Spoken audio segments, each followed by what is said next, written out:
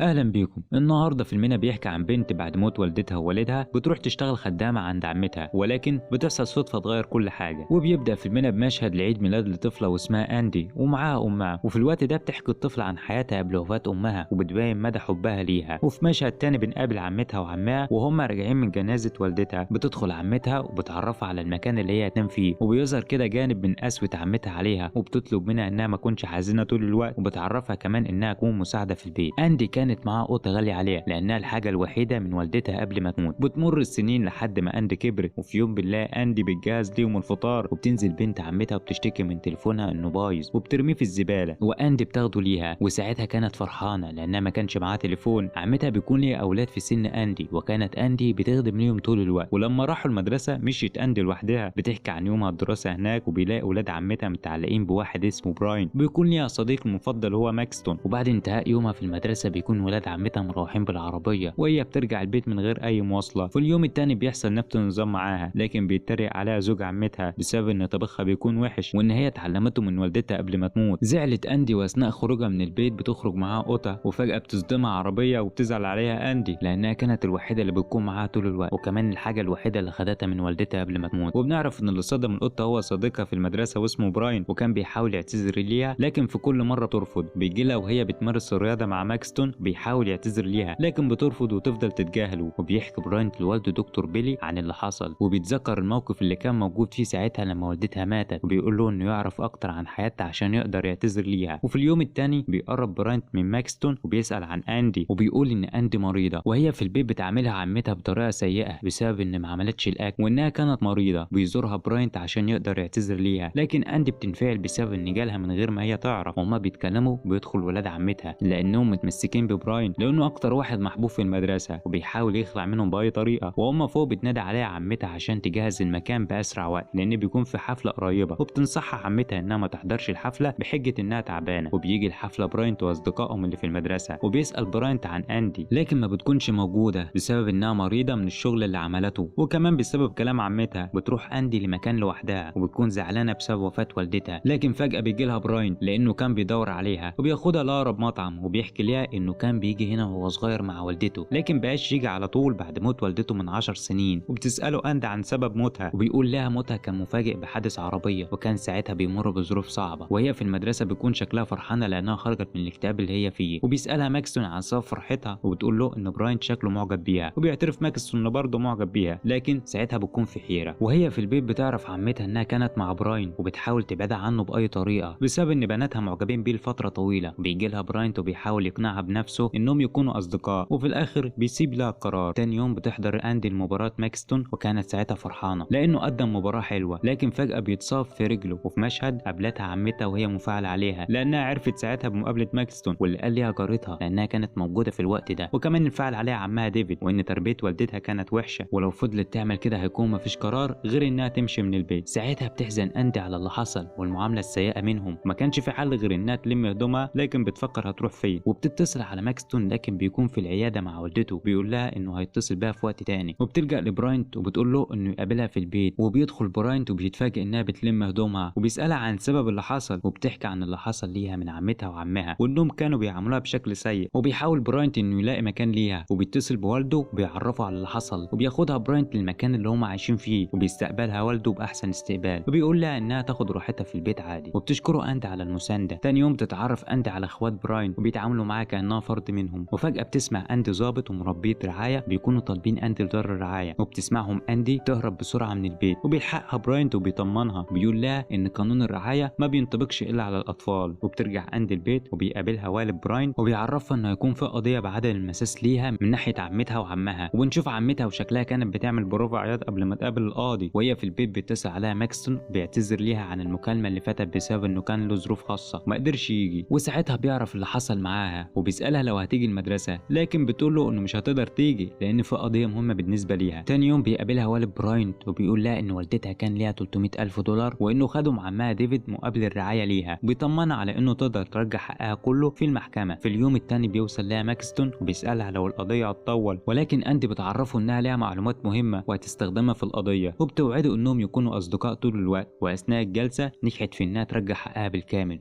وكمان مبلغ إضافي عن التعويضات طول الفترة اللي فاتت. وأول حاجة عملتها اشترت عربية جديدة، ورجعت أندي واتحررت زي الأول، واشترت بيت قريب من دكتور بيلي، وجهزت نفسها لحفلة التخرج، واتجوزت براين، وجاب لها قطة زي القطة اللي كانت عندها. وبس كده، دي كانت قصتنا النهاردة. سلام.